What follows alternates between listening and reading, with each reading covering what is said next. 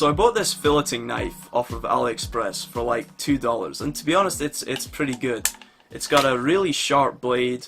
There's an area on here that you can use for descaling. It's got a line cutter on it, and it's fingernail sharp. So it's a pretty good knife blade. The only thing that lets this down is the handle on this thing, which isn't the best. It's pretty grippy and it gets the job done, but there's nothing really nice about it. And I think, hell, this thing's got a nice blade, may as well make the handle nice. So what we're going to be doing today is stippling this knife blade. So when you stipple something, we're using heat. We're going to use a pyrography tool. You can also use a soldering iron, and we're going to use that to build up basically a texture by melting little dots onto this handle, and it's going to make it a lot more grippy. It's not going to, if it's wet, it's not, your finger is not going to slip onto the actual blade. So let's go ahead and do that. Let's turn a $2 fishing knife into a stippled fishing knife. So this is by no means a bad knife, really. It's pretty good.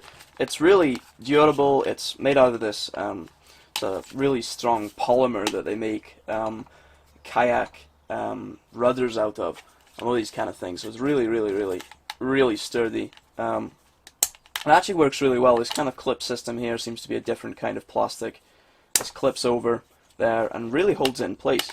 Even if you pull that up, you can't really expose any of the actual blade there, which is really nice. So we can flip this open, knife comes out like that. So it kind of just drops into this sheath right here, which is really nice. There were no real complaints about that. There's even a hole at the bottom that lets water drain out.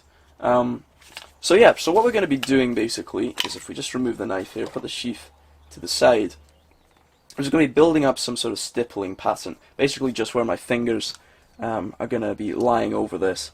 So I may well put some up here over this grip and just around that area. I'll maybe bring some back like this, and then generally just over the whole area of this blade, of this handle here. I'm gonna bring the stippling pattern over. Alright, so let's get started on this thing. I've got my pyrography tool here. I've added this tip onto it here, which is kind of like a bit like a nib shape, a pen nib shape, which is going to sort of allow me to vertically press down to make my kind of stippling pattern.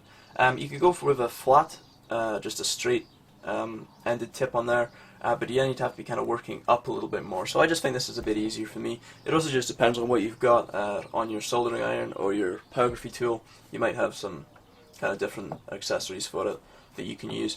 You can also use a bigger tip if you wanted to get like a different pattern or a different shape, but I'm going to be using this, which is quite fine. So I've just got this heated up now, and we're just going to start basically. We're going to start up here, and we'll just start going down. What I'm going to do is follow the seam lines of the knife and just cover them up with the stippling pattern.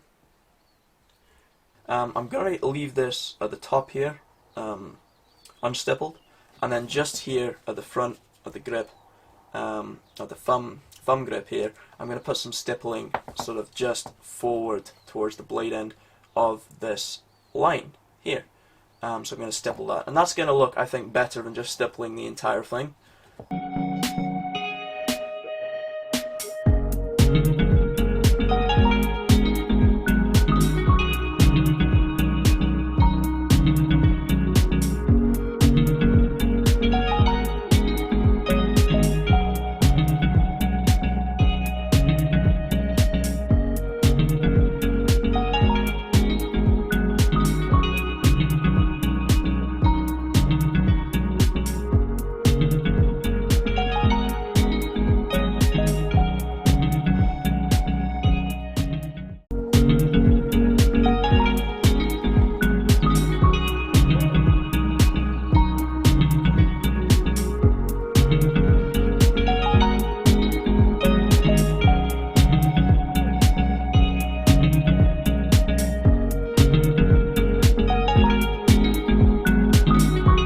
Okay, so one fully stippled filleting knife.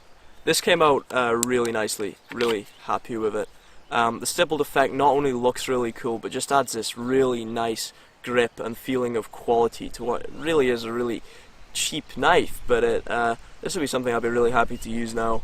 Yeah, it just looks really cool, it makes it stand out. You can be really creative with this effect. You can use different sized bits for your pyrography tool or soldering iron, whatever you're using, to heat it up there, and you could use make little lines in there, or all kinds of different things. There's tons of videos online about it, and yeah, I think it looks really, really good. I've definitely got some ideas for some things in the future that I'd really like to stipple some future projects, and just try this effect out on, but I think it turned out really well. Alright guys, that's it for today. Thank you very much for watching, and I'll see you in the next video.